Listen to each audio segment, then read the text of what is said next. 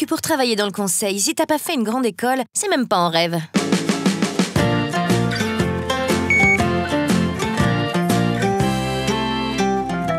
Ceux qui disent ça n'ont pas rêvé d'Accenture.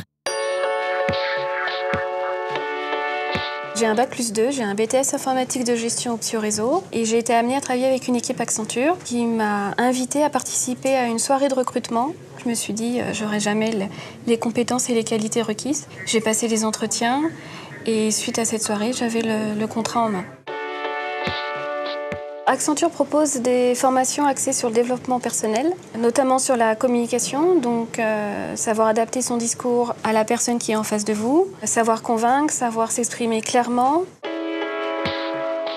Quand on est immergé chez le client, il y a toujours un encadrement Accenture qui est déjà en place. On n'est pas tout seul, on est vraiment accompagné. En 4 ans d'expérience chez Accenture, j'ai évolué de la même manière que d'autres personnes qui auraient pu avoir un niveau plus élevé que moi.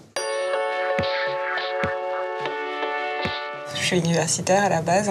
C'est vrai qu'historiquement, Accenture recrute des profils de grande école. Mais maintenant, c'est des choses qui sont en train de beaucoup changer parce qu'ils mènent justement des actions dans les universités pour s'ouvrir à ces profils-là.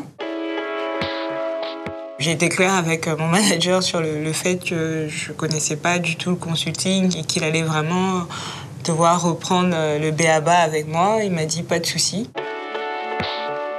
En fait, chez Accenture, il y a un esprit d'appartenance à l'entreprise. Qu'on soit universitaire, d'école d'ingé ou d'école de co, au final, on se rend compte qu'on a un vécu super commun, à savoir qu'on s'investit, on bosse vraiment à fond et on tisse des liens.